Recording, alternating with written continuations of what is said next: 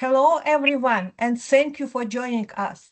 I am Anarata Bashaliva, along with co-host Dr. Victor Fett, Dr. Katerina Shrey, and our program producer, Professor Larry Shrey. We host a weekly discussion panel on Russia's war on Ukraine with guests from Ukraine, military experts, medical personnel, academics, artists, literary figures, and relief workers. Our panel is recorded and circulated nationally and internationally. We appreciate your comments and feedback. Special thanks to Marshall University Libraries and MUIT for making this weekly event possible. If you are joining us live on Teams, please feel free to use the chat to post any question for our guest. A quick greetings to our viewers in Ukraine from Dr. Katerina Shrey. Вітаємо наших слухачів в Україні з глибоким поклоном.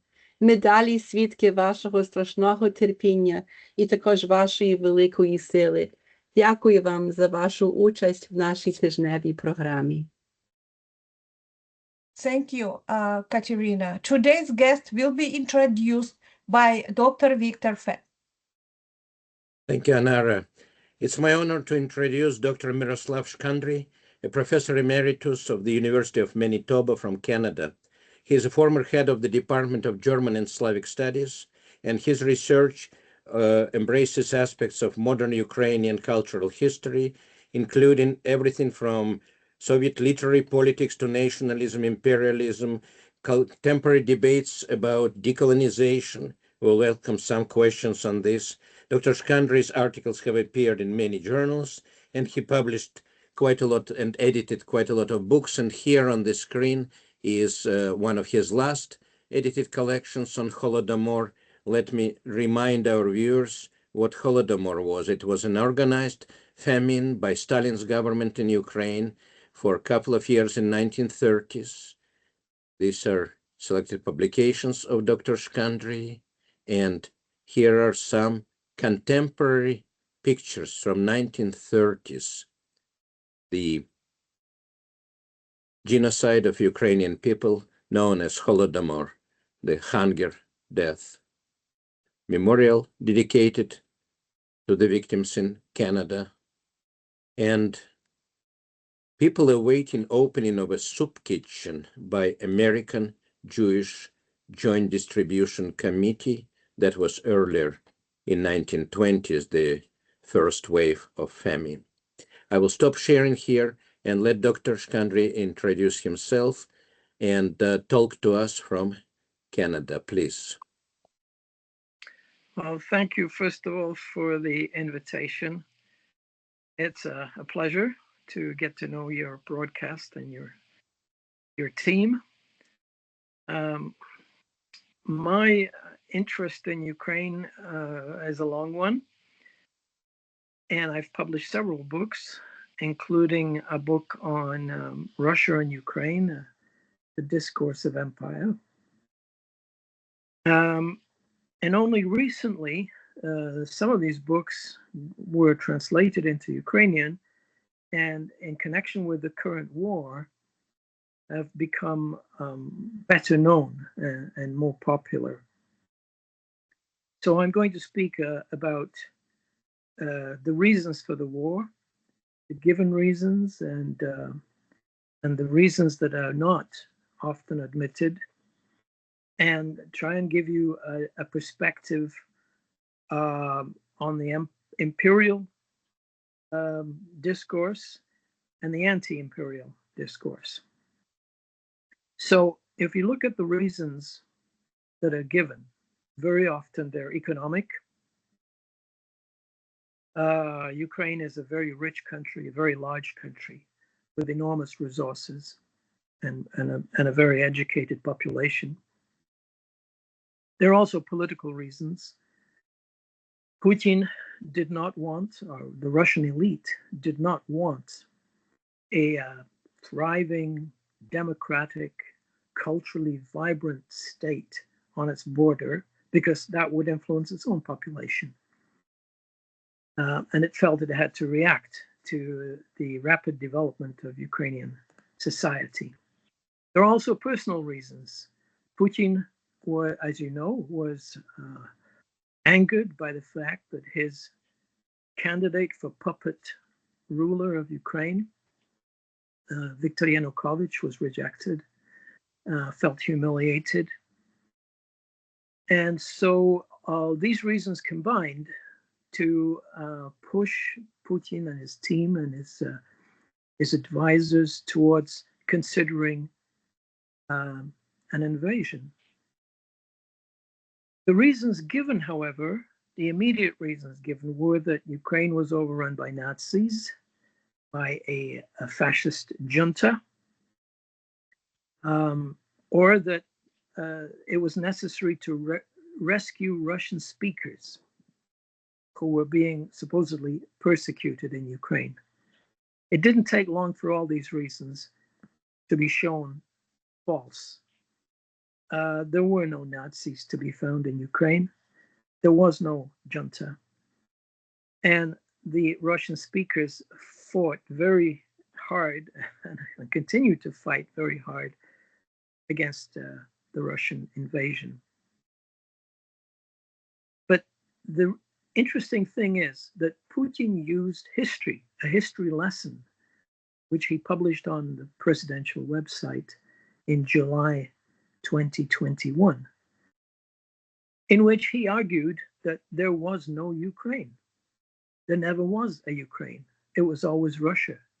There never was a Ukrainian language, a Ukrainian culture, Ukrainian history separate from Russian. So the question here is why?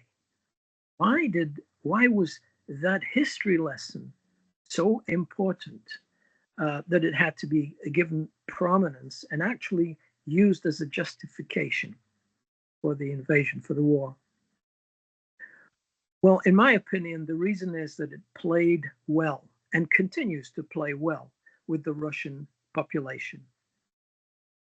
This story or this argument goes back to Tsarist times, to imperial times. It's an argument that the Russian public is familiar with. It's a practiced argument. And I think Putin felt, and his team, the organizers of the invasion, felt that this would be enough to win over the population. So there are two aspects to it. One is historical. The idea that from the time of Kyiv and Rus, there had been only one Russia, that Belarusians, Ukrainians, and Russians constitute one people, a 3-in-1 nation, that there really only was one language ever, Russian, for the Eastern Slavs, that they in fact are one tribe and they have one continuous history. Putin even went on TV to pore over maps to show that there's no Ukraine on the map in the 16th, 17th, 18th centuries, only Russia. This is easily disproven because if you look carefully at these maps, there is, first of all, the word Ukraine is clearly there, but Rus, whether it's Red Rus or just Rus, is actually designated as the western part of what is today Ukraine. Sometimes Red Rus or Galicia, Polish Rus is there on the map. Muscovy, or Russia proper, as we know it today, is a completely different state on the maps and is designated as Muscovy generally, and it's clearly in a different place. So Rus was translated at the time as Ruthenia, or still is translated often as Ruthenia, or from the Greek Rosia, or from the Latin Rusia, but it was a reference to Ukraine. This history was important for Putin to show that there was no legitimacy to the Ukrainian state. But there are a series of other tropes, what I have called in my book, Russia and Ukraine, The Discourse of Empire. I've called these tropes. And these are long-standing arguments for the power and the attraction of the Russian imperial state. Ukraine has been designated in Russian literature, particularly in the early travel literature from the early 19th century, as an empty land. This is a classic colonialist trope. There's nothing there. There was nothing there until the empire came and created a state. Another trope is imperial vastness, power, which is viewed as so attractive that it is irresistible. Another trope is the necessity of absolutism. Russia is such a large land, so many different regions, that it cannot exist without absolutism, without autocracy. And this is repeated among writers, among the ideologists of empire. It's a very common trope. Another one is the unique mission of Russia. It is different. It is more Christian. It is more holy than the West. It has a better collectivist ideology. Its mission is to conquer other countries, including the Western, the so-called degenerate West. And then there's another trope, which is redemptive assimilation. Other nations can be redeemed as long as they become Russian, as long as they accept Russian culture and accept assimilation. These tropes were used all the way through the 19th century. You can find them in Pushkin, in Khomyakov, an early Slavophile, in Danilevsky, who argued in a book from the 1860s that other nations were simply the compost, the background to that needed to be tilled, the soil that needed to be tilled by Russia. Dostoevsky agreed with that. Dostoevsky is also an imperialist. He argued that Constantinople had to be taken by Russians, by Russia alone. All other Slavic nations were too small, too insignificant. They had to fuse with Russia or be assimilated by the West. These are policies that then General Denikin and the White Armies, the philosopher Ilyin and today's philosopher Dugin all echo in their works.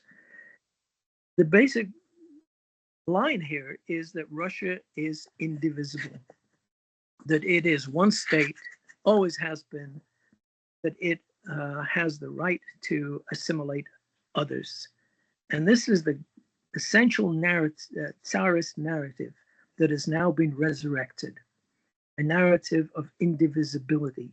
It provides the epistemic bias, what some scholars call the epistemic bias, that governs thinking in Russia or pro-Russian thinking. And the public, Russian public, to a large extent, bought into this. This is why the narrative was selected by Putin, because there was a feeling that the public would understand it, the Russian public would understand it.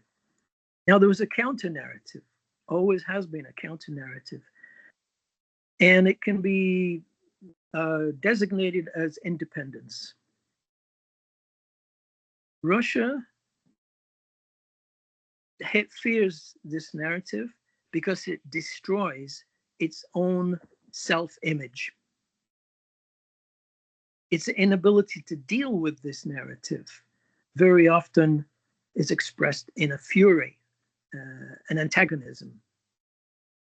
After all, it became immediately obvious that Ukrainians were resisting the invasion, that there were no Russians. The population did not want to be part of Russia. That Ukrainians spoke their own language. And even if they spoke Russian, it was a different Russian from the Russian spoken in the Russian state. They had their own sense of culture, their own sense of identity. So this indivisibility narrative became ineffective. It collapsed. Hence, I think, one of the explanations for the remarkable violence.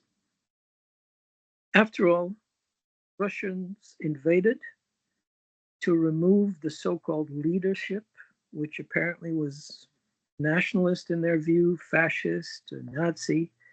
They discovered that there were more people that supported the Ukrainian state and idea of a Ukrainian nation than they thought. So they widened the number of people that needed to be captured, removed, eliminated.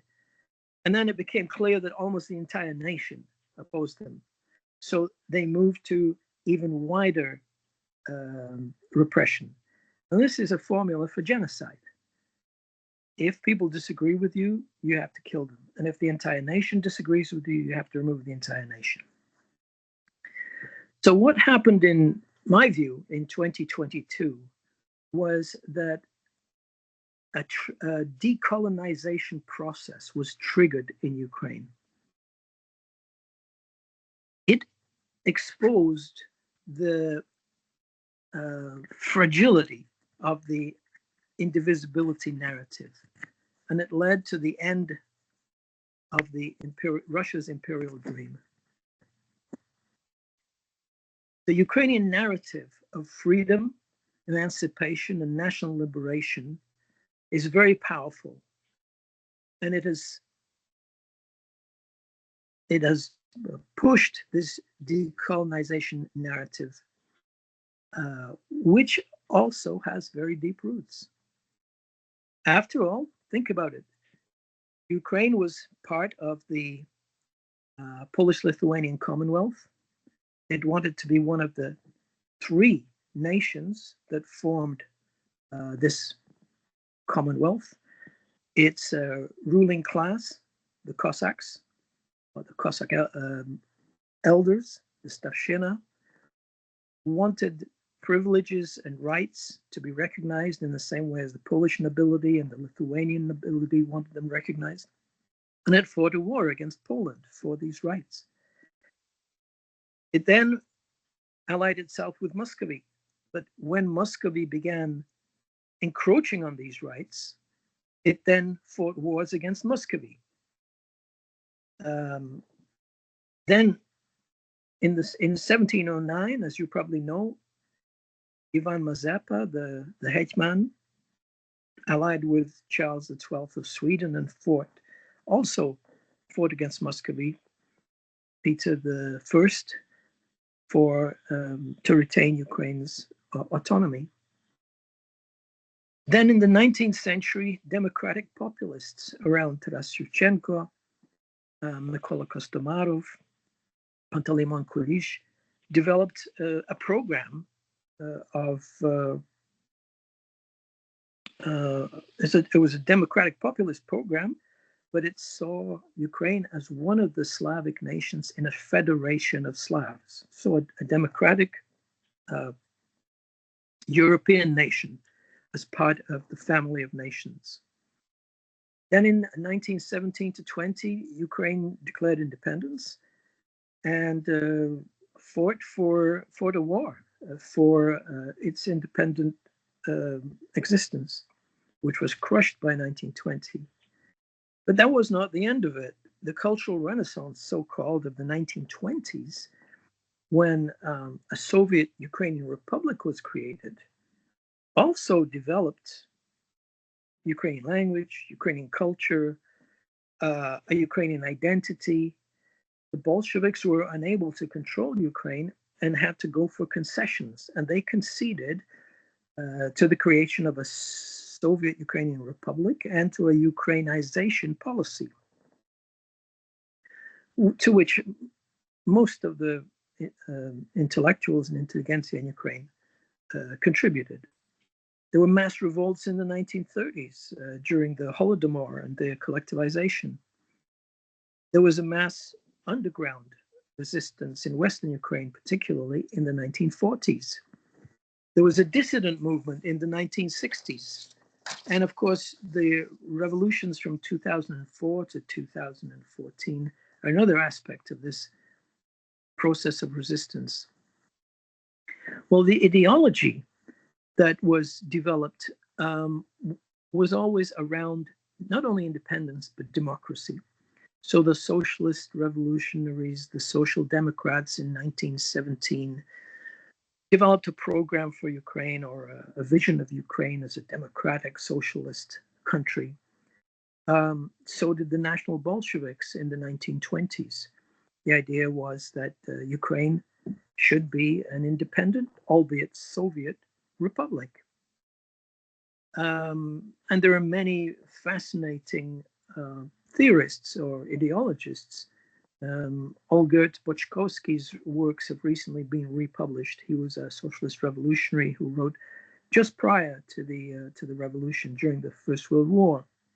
Pavlo Hristyuk was another socialist revolutionary who wrote a history of the revolution from the point of view of the socialist revolutionaries who participated in the government.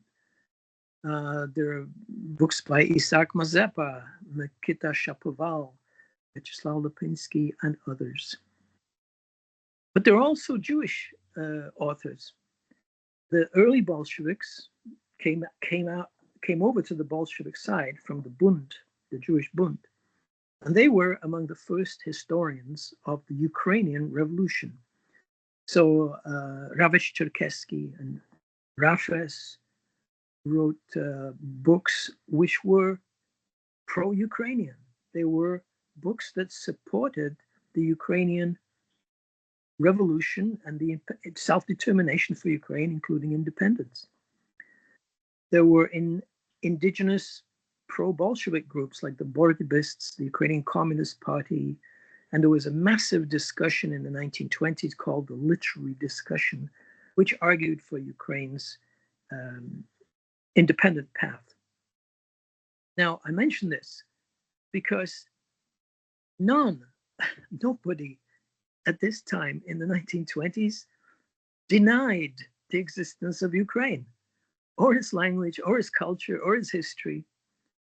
This is a part of history that Putin's analysis or Putin's history lesson completely ignores.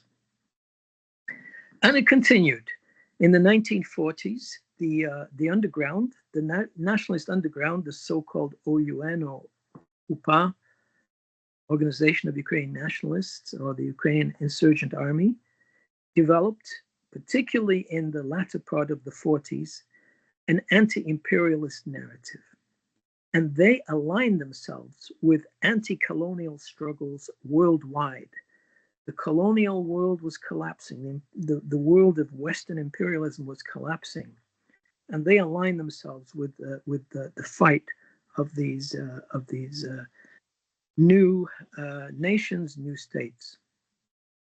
And then in the 1960s, Ivan Dzyuba, famous dissident, wrote a brilliant book called Internationalism or Russification in 1965, I believe, in which he argued that the Soviet policy was moving away from the policy of the 1920s and was becoming a sort of Russian imperialist, Russian Tsarist assimilation of nations. Well, recently, these debates have now surfaced again, and people in the decolonization discourse have begun discussing how one can disentangle a history from an imperial past, especially when the colonialist desperately uses violence and spreads a discourse of of hegemony. There are many aspects to this, and I'm sure that in future years, Ukrainians will play a leading role, as they already are, in this decolonization debate. I can just mention three aspects of this enormous movement now, intellectual movement. First of all, Ukraine's agency has been recognized. It is no longer just a tool, just a pawn in the struggle between other groups, other powers, major powers. It has shown itself as a player. This is a very important moment, and it is due to the military resistance of Ukrainians. Secondly, there's a reframing of history going on. No longer is Russian and Soviet history seen as a beneficial modernization of backward countries.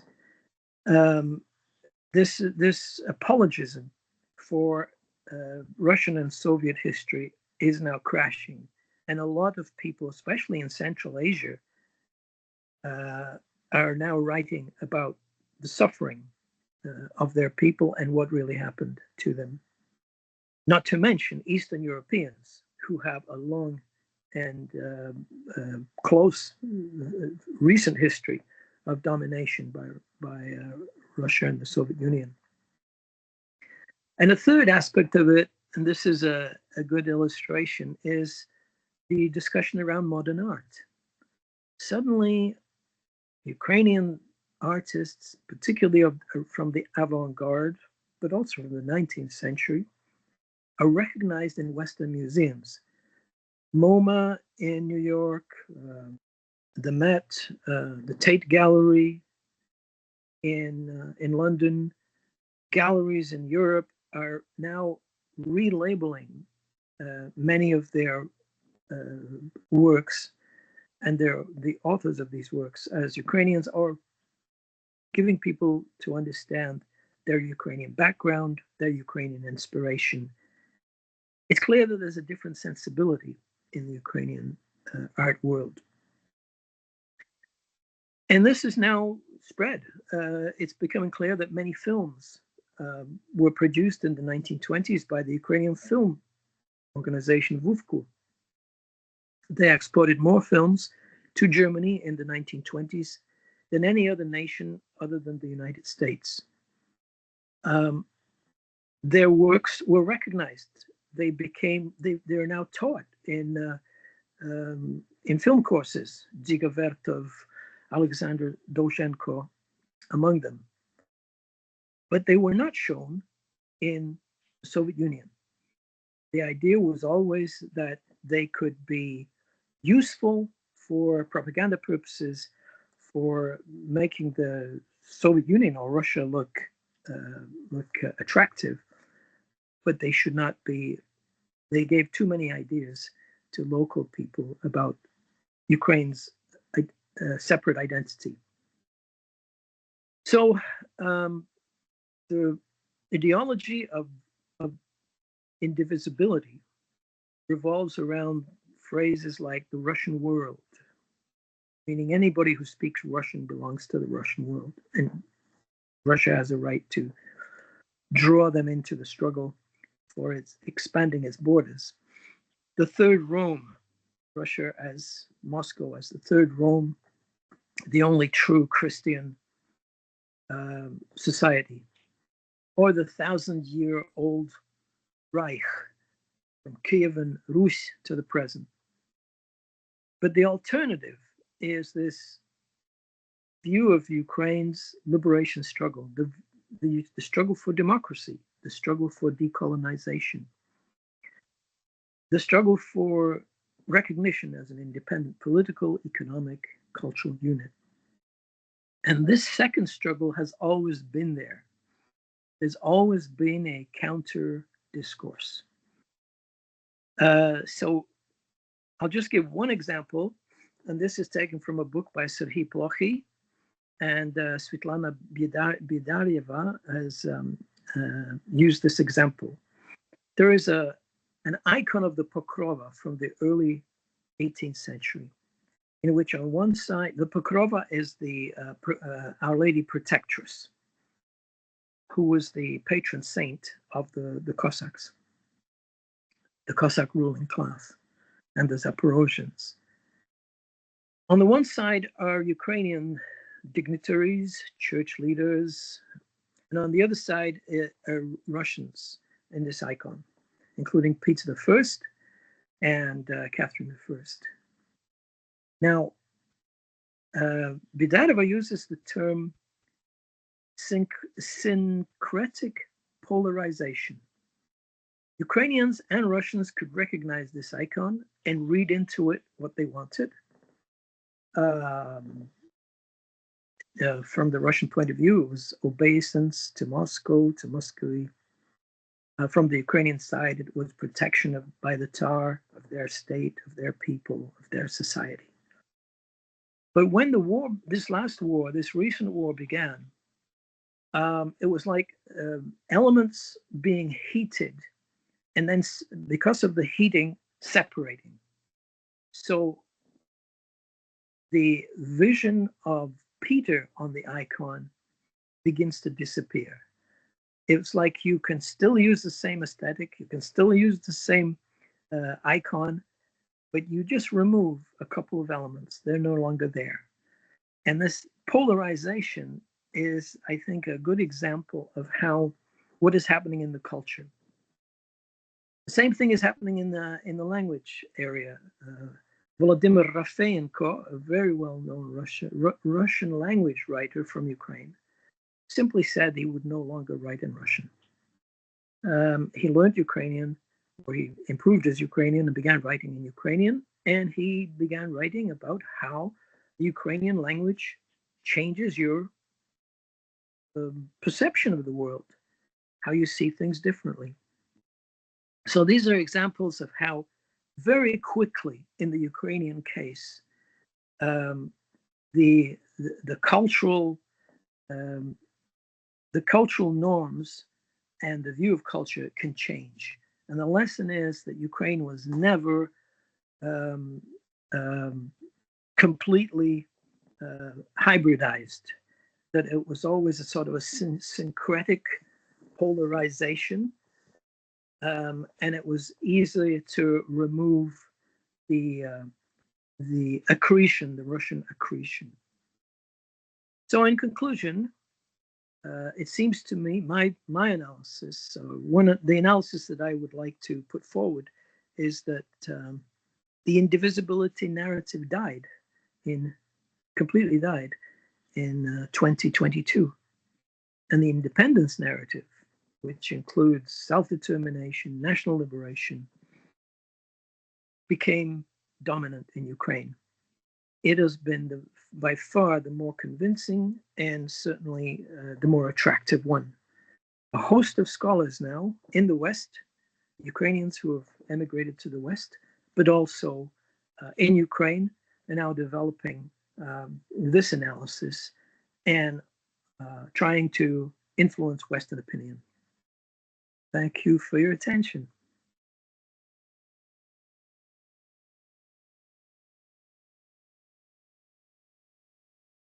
Thank you so much for that amazing and very easy to understand and follow explanation of what is still to a lot of people a complicated, not as clear as it should be. Thank you so much for that. You mentioned the icon of Pokrova. I'm putting one in the chat right now, and I'm wondering if that is the icon, or is that, I see Bogdan Khmelnytsky in this one. Is that the icon you're referring to? No, it's actually a book by Serhiy Plokhy. That's right, that's right. And you can find it. It's called Tsars and Cossacks. Iconography. I have it somewhere here. Find it. I will show it to you. But I don't see it at the moment. That's okay. I'm going to look for it online while Victor Fett resumes his facilitation for this session. I'm here, and I just thank Dr. Shkandrij from all of us for absolute clarity of his presentation. And we all can hear how many decades of dedicated research it took. It's very, very distilled. And of course, I can open the panel for the questions. My question usually in this case is to convey complexity of situation to our listeners, viewers, is what you tell to people who say, wasn't Ukraine part of Russia? But you already told us. So question, maybe minor question, but you're an art historian as well as historian. So Ilya Repin was born in Chuhuiv in Ukraine. As a child, I read his autobiography, which shows his roots, and he wrote very sentimentally about Ukraine. But he left it, of course, as many Ukrainians by birth or whatever, doesn't matter. And he never returned. But when, and he was one of the prominent Russian writers, but when Soviet power came, he preferred to emigrate, or rather to stay in his estate in Finland, and never returned to St. Petersburg, which is just a short ride away. And how would you treat figures like Repin? Are they too complex, or it's easier than we think? Well, there's a very good article by Tom Primak, Prymak, discussing Repin. I mean, his sympathies and his cultural preferences were for Ukraine. When he portrayed Russia, it was always a grim place with some, horrible events going on, the Tsar murdering his son and so on. Ukraine tends to be portrayed in a joyful, light, uplifting way. So that's already a signal about where his sympathies lay.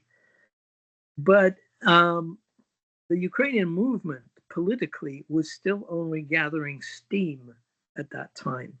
So there was no choice to be made between, a Ukrainian nation state or Ukrainian political movement and an imperial one. So in that sense, he's ambiguous. And there's still a kind of a debate going on around him. But if you look at his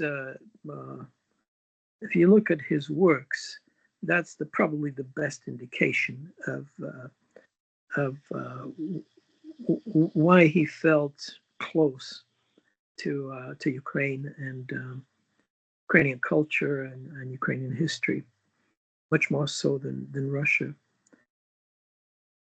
He's part of that group from the late 19th century, early 20th century that was, for want of a better term, transitioning to a more Ukrainian, a firmer self-affirmation of Ukraine and the Ukrainian identity. Another, maybe a question about writers. A lot of debate, sometimes very superficial, now goes about so-called Southwestern school, which mostly comes from Odessa in the before pre-revolutionary time and early revolutionary avant-garde, of course, from Babel to Paustovsky and so on. Most of it's Jewish by blood, some Ukrainian, some Polish like Olesha. Those who stayed and made career under Soviets rarely identified themselves with Ukraine. Take Ilf and Petrov, who became household items. We always knew them, and when I grew up in Soviet Union, they were Odessites. They were not Ukrainians. So do you see it as another transitional or endemic area which is passé now? I mean, there are so many debates. We had Vitaly Chernetsky on this program with the new reimaging of Odessa, and we see how rapidly it happens. Everything around this area, extremely important. Odessa was the third capital of the empire, as we say. It is dear to me too, because I never been to Kyiv and don't like Moscow and St. Petersburg, but my ancestors are from Odessa. So what do you say to those who look back, kind of saying that their past is not to be touched? Well, they're entitled to their past, and they're entitled to see these writers as Odessites. Many of them wrote in Russian and contributed immensely to the Russian literary tradition. But there's always a regional aspect, and there's always, because it's in Ukraine or was in Ukraine, there's always a Ukrainian aspect to this. And that simply has to be brought out. It's the same in all imperial nations, where local cultural profile differs from a national liberationist movement profile. The people in Kyiv, people in Kharkiv were developing a certain image of Ukraine. People in Odessa or other regions have their own. I mean, these things do not necessarily conflict. But I will say this: if you read carefully some of their writings, there's a very strong Ukrainian element to it. And I wrote about this I wrote a book on Jews in Ukrainian literature, in which I pointed out that some of these writings, particularly from the revolutionary period, were Jewish Russian language writers, clearly showed that they were very much aware of Ukrainian literature, Ukrainian literary culture, and signaled that awareness in their works. So it's a different flavor to Russian literature than what you would get from Moscow or from St. Petersburg or other places.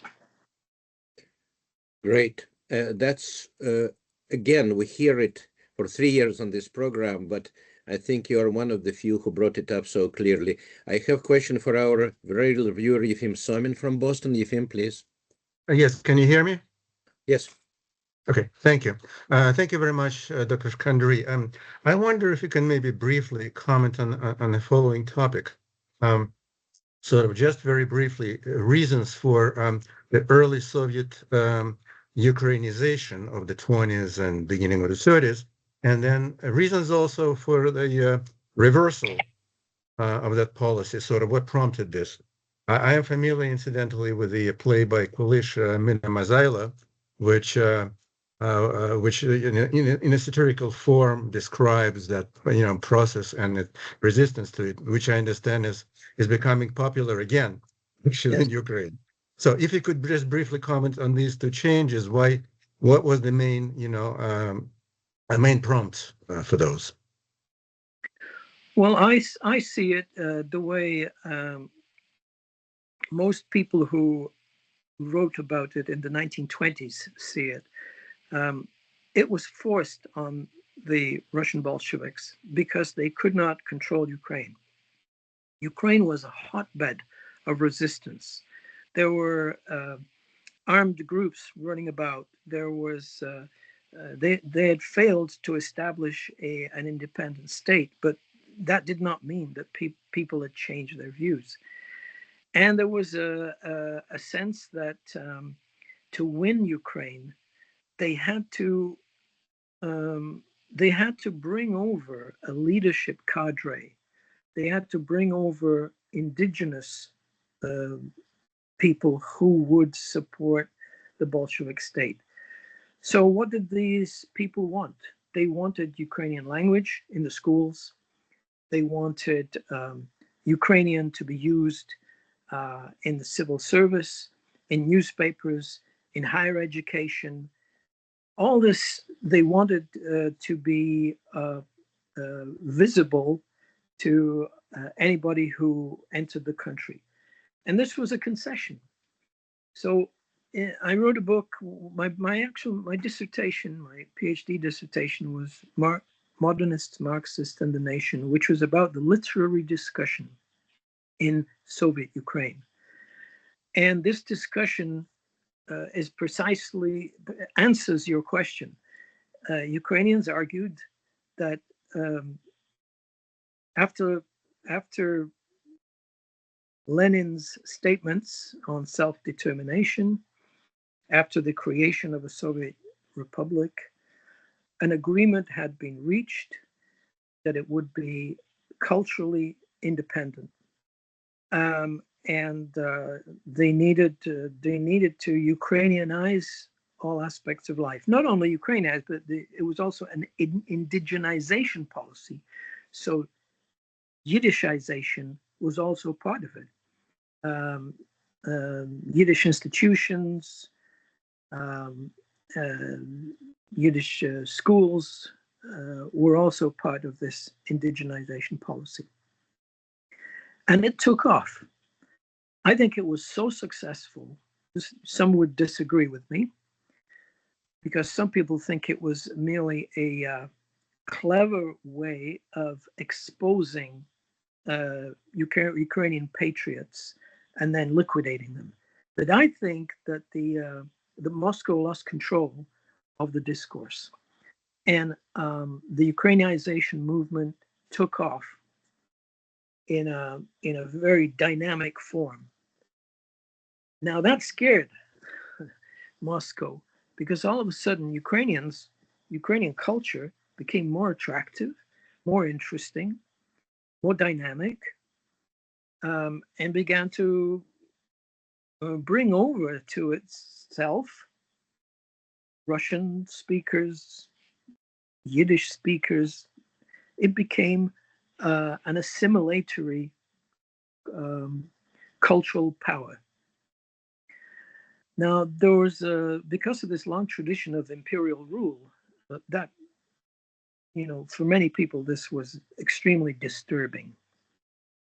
And the literary discussion, particularly an author called Mykola Khvolyovy, began to argue that, yeah, look, Russia is independent, so are we. We don't need to read Russian translations of European classics. We can read them on our own. We want direct contact with Europe.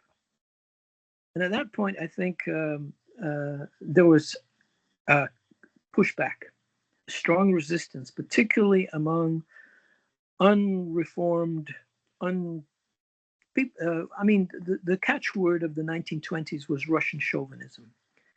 Russian chauvinists in the party, in the Bolshevik party, whether in Ukraine or in Russia itself, were not able to accept Ukraine's cultural independence and political existence. So this pushback began, and at the time of the collectivization and the collectivization movement, which led to the Holodomor, the famine, this anger at Ukrainian demands for cultural recognition fused into an anti-Ukrainianism, Ukrainophobia. And the excuse for all the arrests was bourgeois nationalism. Waves and waves of arrests began. And by the way, bourgeois nationalists meant all the Ukrainian communists who had in the 1920s developed a Soviet Republic. So that's a rather longer explanation. I think it's very helpful. I just recalled, by the way, that one of the characters in the play Mazayla was saying exactly one of the things that you mentioned, that it was to expose from Western Ukraine. It was to expose the patriots, and of course he is refuted by the positive characters. Right. Thank you. Thank you very much. And we have time for more questions, please. Leslie, please, Leslie. It's one of our former students and viewer of every program, you may say, please. Yeah, I'm basically going to piggyback off of the last question. Would you say that some amount of the change in Russian attitudes, or at least the change in Russian policies, may also have been due to Lenin's increasing ill health and Stalin's rise to power, eventually culminating in his taking over when Lenin died? That's an interesting question. It would be nice to think that the Bolshevik movement was open to the idea of separation, and if Lenin had stayed longer, his more lenient and more understanding approach to self-determination would have won out. But I'm not sure that's the case, because the Russian Bolshevik movement had, until that moment, paid very little attention to Ukraine.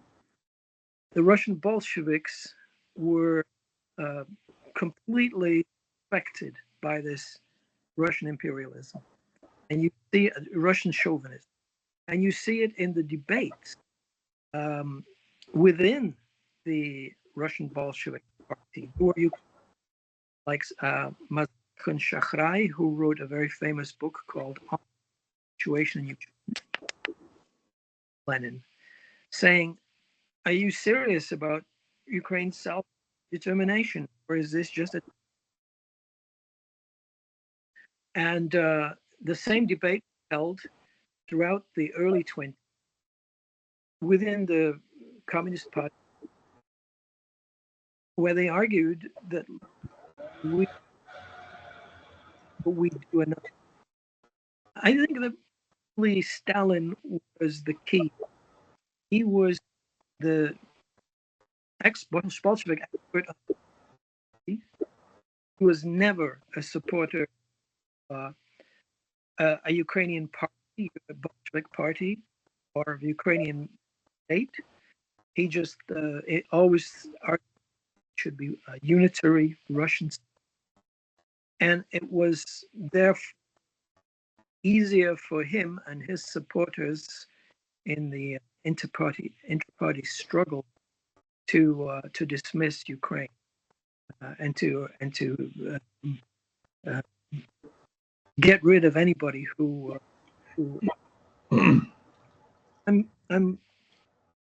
I would like to believe that there were good people in the, so to speak, who are sympathetic to Ukraine, but I feel that there's a long history of imperialism, chauvinism, territorial expansion that had been assimilated within the Russian intelligentsia, including revolutionary. And you'd have to look hard to find people who challenge. Thank you for the answer. Found it very informative. Thank you very much, Dr. Shkandrij. Do we have questions, more questions? I know the topic is endless, and I will yield to anyone else who wants to say a few comments, or I have one August. Please, August. Thank you. It was a great talk. I wonder if, I know nothing about this, I want to be quite clear. Was there a Ukrainian counterpart to the Russian view of itself as a New Jerusalem? Yes, there was, but that's church history. I'm not an expert in church history. You would have to go back to the 7th century, or even 16th, 17th century, where Ukrainians began to develop this as an alternative, as exactly as you say, as a counterpart, an alternative to Muscovite views. The person to read there is Serhiy and the mentioned by him, which is Tsars and Cossacks iconography, has in its early chapter discussion precisely this alternative view of history that the Cossacks call it that, the Ukrainian leadership in the 17th century and early 18th century presented. So you'd have to look into ecclesiastical and religious history. Right. Thanks. Can I have a brief additional, I guess, question, comment to my question and the question that followed mine? I just kind of looked up on the internet, and it says somewhere that in the early years of the Soviets, early 20s, Stalin, in fact, thought that, for instance, the countryside, people would move to the cities, and they would kind of swamp that anyway. And this was kind of one of the reasons maybe why you have to go with, let's say, in particular, Ukrainian language. He had an example of Riga, which used to be a German city, but then, Latvians moved in and then it became Latvian speaking. So I wonder if you could comment maybe what your view of this is. Yeah, he did. There was a moment where he had to go along with the idea of Ukrainization. That was, he was strongly attacked by Lenin precisely on this question. And the idea was that they would lose Ukraine or they would lose the local population. And he did, he was a clever politician. He made certain statements at certain times and then changed his mind a bit later. So there was a moment where he simply said, look, this massive population has to be taught communism in its own language. And only then will it come over, will the cadre that we need join our party. So there was this moment. But there was also parallel to that. There was always a certain mistrust and even fear of Ukraine. Ukraine had proven him wrong. It had been a place of opposition to the Bolsheviks. So, yeah, he was a tricky character. He knew how to formulate policy in pithy lines, and at times he would say things that sounded more acceptable to Ukrainians or to national minorities, but then quickly instituted different kinds of policy. Thank you. We have been here whole hour. Thank you, Dr. Shkandrij. And if you have any final couple of comments to us, I will not expand it into modern history, but you gave such a brilliant panorama that people who watch it will remember what Ukraine is and was, and realize that it is now in probably one of the most important junctions of its history. Is it correct? Yes, absolutely. We're in a different phase now, and this Ukraine's war with Russia, or Russia's its resistance to the Russian invasion, will change the picture, not only of contemporary Russia, Eastern Europe, Central Asia, but European history as well, and world history. Ukrainians will play a very important role in this whole decolonization debate, which is rapidly expanding. And I'd like to say, I think you're doing an excellent job. It's very important, and it's going to be a wonderful resource. Your videos are going to be a wonderful resource for anybody studying this field.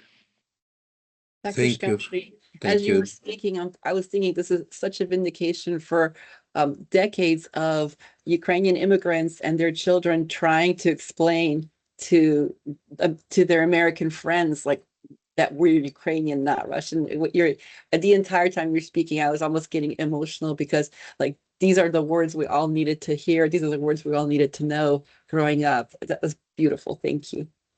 Thank you. Thank you so much. Dr. Shrey, I would like you to say a few final words to our Ukrainian viewers now. Дорогі браття і сестри в Україні, ми зберігаємо вас у наших щоденних думках і молитвах. Нехай милосердний Бог тримає вас у своїй опіці. До наступного тижня. Прощаємося. Слава Україні! Героям слава!